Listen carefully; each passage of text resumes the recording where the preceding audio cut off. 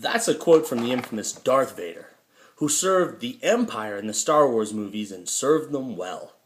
Yesterday in class we talked about a different empire, the British Empire.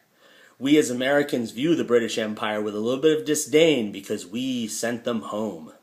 But it's important to remember that for a good 150 years we were loyal servants of that empire. That empire provided us with protection. It allowed our goods onto the world market and in a way generated a larger American economic system. All of this is part of that greater mercantilist idea. The British made sure that they were going to make money in their home country, even if it meant that the colonies had to suffer a little more.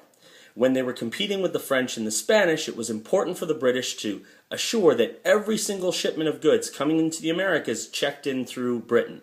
Any good leaving the American colonies went to Britain first and then somewhere else. By doing this, they could adequately tax every good and assure that nothing left the empire without making the treasury a little fatter. All of this added up to enormous wealth for the English, and it also added up to good wealth for the colonies. But we must remember that the main goal is to make money for the mother country, not the colonies. Let's have an example of that. In 1751, Parliament passed the Currency Act. The Currency Act made it illegal for any of the colonies to print their own paper money. Why did they do it? They did it because colonies had gotten overzealous in printing their money and it caused inflation. And British merchants were upset that they were being paid in money that was frankly not worth its face value. And that would hurt the empire, and most importantly would hurt Britain. So the law was passed. Now, did it hurt our colonists? It certainly did.